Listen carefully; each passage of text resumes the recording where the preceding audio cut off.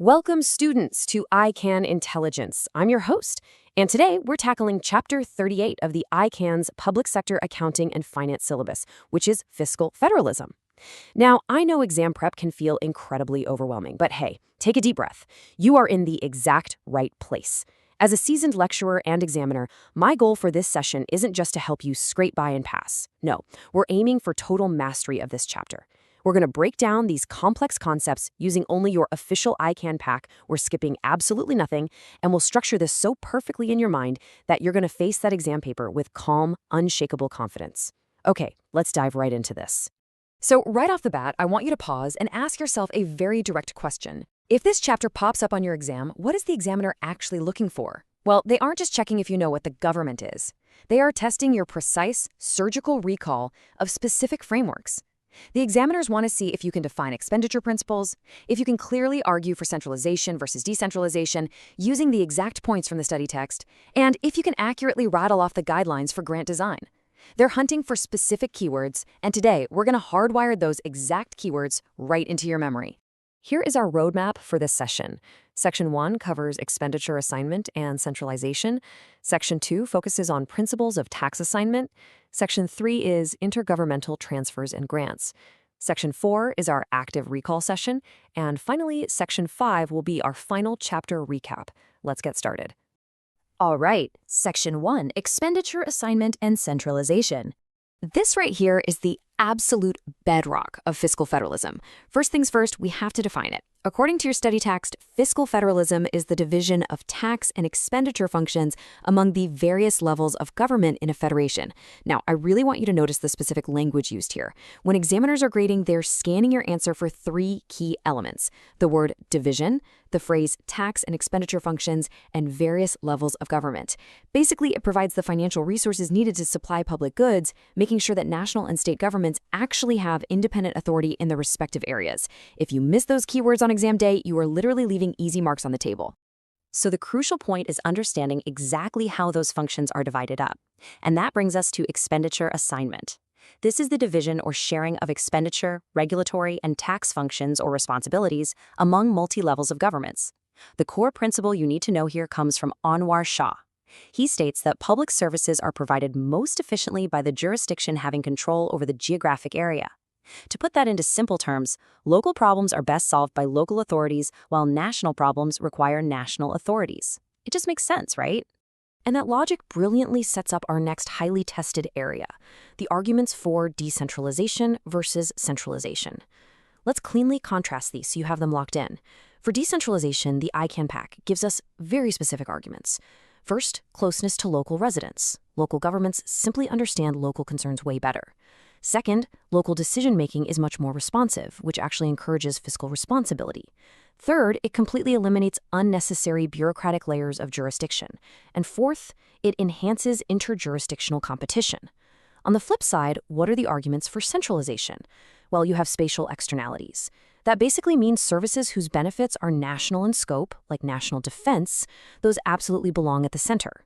There are also economies of scale. Services like metropolitan sewerage or public transportation just require much larger areas to actually be cost-effective. And finally, centralization generally leads to lower administrative and compliance costs across the board. Of course, out in the real world, dividing all these responsibilities isn't always smooth sailing. The core problem of expenditure assignment, as highlighted in your text, is the lack of formal assignment of responsibilities among multi-levels of government. This ambiguity creates massive confusion in public administration. Think about it. Where no one is entirely sure whose job it is to fund a specific public service, efficiency just completely drops off a cliff, and ultimately, it's the taxpayers who suffer. So how do governments actually solve this mess? Let's look at the solutions. Step 1 is enticing local governments with matching grant programs. The central government basically steps in and says, hey, if you spend money on this important local project, we will match your funding. It's a great incentive. Step 2 involves enforcing national standards by denying the full receipt of block grants unless certain minimum expenditure provisions established by the central government are met. It is your classic carrot and stick approach to get multi-level government goals aligned. So just to quickly recap Section 1, remember the division of functions, Anwar Shah's geographical efficiency rule, the pros and cons of centralization, and using grants to fix those assignment mismatches. Moving right along to Section 2, Principles of Tax Assignment. Now, for tax assignment, I need you to mentally separate revenue generation from expenditure. Mixing those two up is a classic, costly exam mistake. Looking at tax assignment, Anwar Shah outlined 4 critical principles. If you are asked to list these, do not skip any of them. First is economic efficiency, meaning taxes shouldn't distort economic behavior unnecessarily. Second is national equity. The tax system needs to treat all citizens somewhat equally, regardless of where they happen to live. Third is administrative feasibility. Frankly, a tax is totally useless if it costs more to collect than the revenue it actually generates. And fourth is fiscal need. This means assigning tax responsibility to the level of government that has the absolute greatest need for those funds to carry out its expenditure assignment. So, rapid recap of Section 2, lock in efficiency, equity, feasibility, and need as your 4 main pillars of tax revenue. Okay, Section 3, intergovernmental transfers and grants. Please lean in and really focus here because grant design is an area ICAN examiners absolutely love to repeat on the exam. Let's classify the grants. We have general purpose, also known as unconditional grants.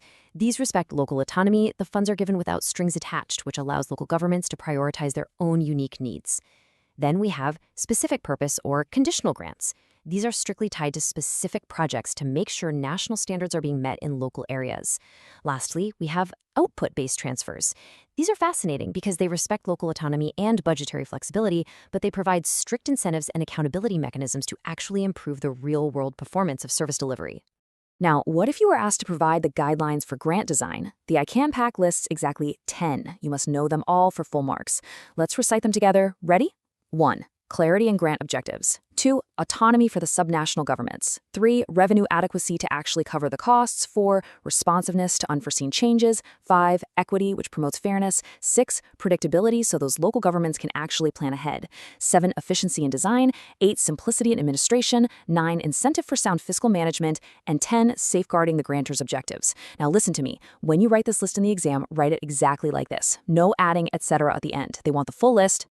You might be wondering, why am I stressing this so much? Well, look at this direct quote from a past ICAN examiner's report. The commonest pitfall was the inability of the candidates to explain principles that should guide grant design. So if this appears as a theory question, how should it actually be answered? You cannot just write down the words clarity and autonomy and expect an A. To earn those marks, you must first identify the principle, and then write one brief sentence explaining it. Identifying it gets you half the mark, the explanation secures the full mark. To wrap up Section 3, know your unconditional versus conditional grants inside out and absolutely memorize those 10 design guidelines with their explanations. Time for Section 4, Active Recall and Past Questions. All right, it is time to test your knowledge under some simulated exam pressure. I want you to mentally map out your answer right now before I reveal the solution. Question 1, pulled straight from the November 2023 exam, explain 2 arguments each in favor of decentralization and centralization of fiscal responsibilities. This is for 6 marks. How do we approach this? Well, you need 4 points total, and they must be fully explained. For decentralization, recall our slide earlier. Use closeness to local residents and responsive local decision-making. For centralization, rely on spatial externalities like national defense and economies of scale like metropolitan public transport. State the point, explain it clearly in a sentence, and confidently claim your 6 marks. Moving to question 2, which is heavily repeated in the Pathfinders. Identify and explain 5 principles that should guide grant design of fiscal transfers, worth 7.5 marks. Remember the exact examiner's warning we just discussed? The marking guide assigns 2.5 marks for simply identifying 5 principles, say clarity, autonomy, predictability, equity, and simplicity. But the remaining 5 marks, the real bulk of the score, are for explaining them. So you'd write, clarity means grant objectives should be specified clearly. Predictability means the grant mechanism should ensure funds are known in advance for proper planning. You see how that builds your score. Finally, Section 5, Final Chapter Recap. Take a breath. You are doing great. You've done the heavy lifting. Here are the core pillars you have absolutely mastered today. You know the exact definitions of fiscal federalism and expenditure assignment, complete with all those vital keywords. You can confidently argue the case for both centralization and decentralization. You've got Anwar Shah's 4 tax assignment principles: efficiency, equity, feasibility, and need, committed to memory. And finally, you can list and most importantly, explain the 10 guidelines for grant design. You are fully equipped to crush any question the examiner throws at you on this chapter. And that concludes our explainer on Chapter 38. If you found this breakdown helpful and you want to approach all of your ICAN chapters with this exact level of clarity and confidence, please hit the like button and subscribe to the ICAN Intelligence channel. We are here to mentor you every single step of the way. Drop a comment below with the specific topics or past questions you are finding difficult, and we will tackle them next. And don't forget to share this session with your fellow ICAN students. Success is always best when it's shared. But before you go, I want to leave you with a thought.